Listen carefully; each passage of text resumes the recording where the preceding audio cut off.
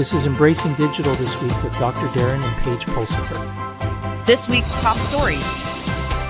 Paige, speaking of connections, NASA has just issued a request for proposal to enhance communication systems for lunar and Martian missions. Can you believe it? Wow, that's ambitious. I mean, with all those kids leaving for college, I feel like we're already sending our own astronauts off into the vast unknown. Exactly. And this new initiative is all about improving data transmission over vast distances. It's crucial for not just exploration, but also for keeping families connected. Speaking of connected, didn't you see the recent test that hit a groundbreaking 600 Gbps link speed using 6G? That's like sci-fi levels of speed. Right? I mean, if these advancements come to fruition, businesses better be ready for it. Speed and connectivity aren't just nice to haves anymore. They're essentials. Totally. I can only imagine how much faster I could send my mom videos of the great-grandkids.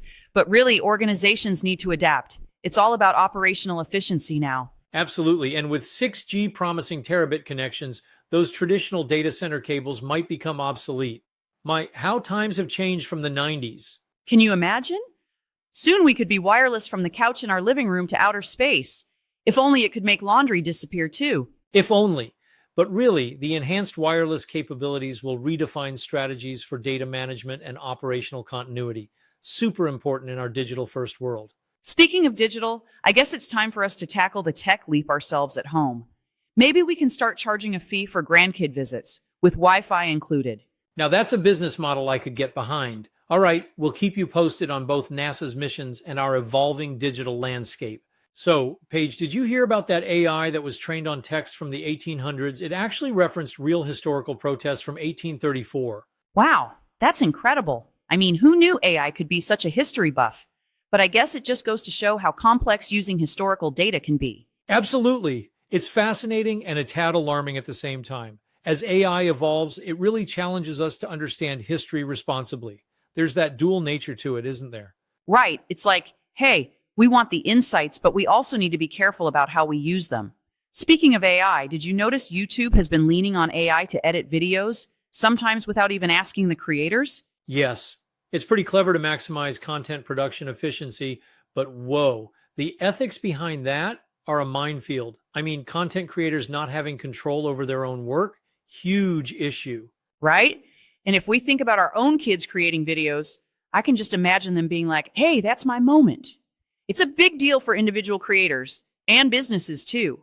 We're definitely in need of some regulatory frameworks. For sure. And on the topic of frameworks, have you heard about the proposal for a public AI wealth fund? Sounds like tech leaders are buzzing about it. Yes, it could really help bridge that economic gap while fostering AI innovations. Imagine a fund that not just benefits tech moguls, but also contributes to society.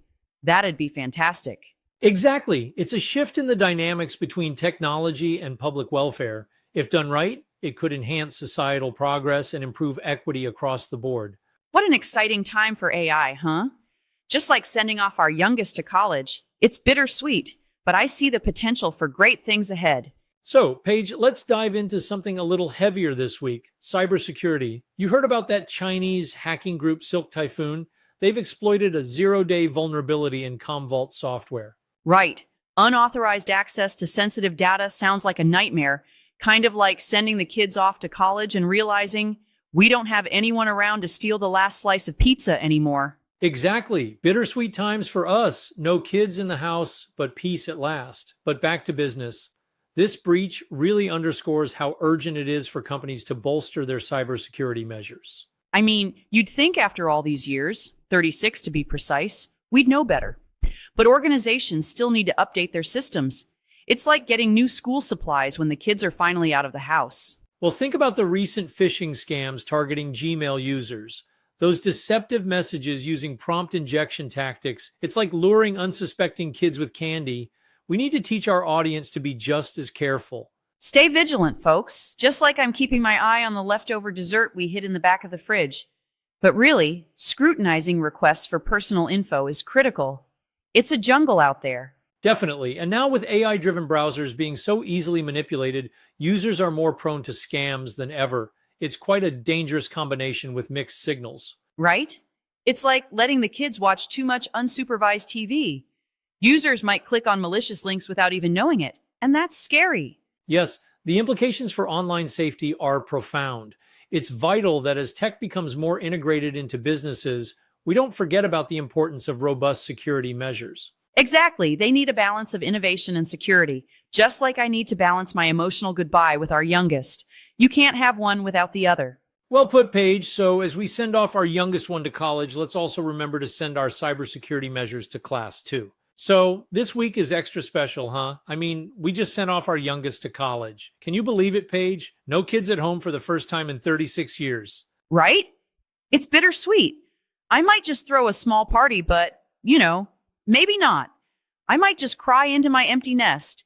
But speaking of transformations, I caught the interview with Dr. Palab Saha. You really dove into how enterprise architecture is crucial for organizations navigating digital change. Absolutely. It's fascinating how we tied it to government frameworks. It's almost like architecture for digital governance, building a solid foundation. Makes you think about how far we've come. And the challenges. I mean, can you imagine trying to convince people of the value of enterprise architecture when they're just trying to keep the lights on? It's like, no matter how many Legos I lay out, our kids still couldn't see the puzzle. Haha, true. But he also highlighted generative AI. That's the game changer. It could revolutionize how digital strategies are crafted. I wonder how it'll play out. It's like adding a new dimension to those Legos. I mean, it could make the whole process so much faster and, dare I say, fun. But it's also about making sure those in charge understand it. It's not just tech jargon. I love how they're making these concepts relatable. Exactly. So the real takeaway is that digital transformation isn't just a trend. It's like upgrading the entire house. And we might have an empty nest, but our minds are filled with insights, just like our hearts.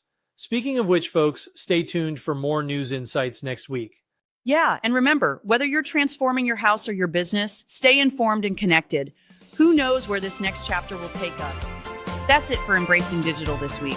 If you've enjoyed this episode, check out our full-length weekly podcast, Embracing Digital Transformation. And check out our website, embracingdigital.org. Until next week, go out and embrace the digital revolution.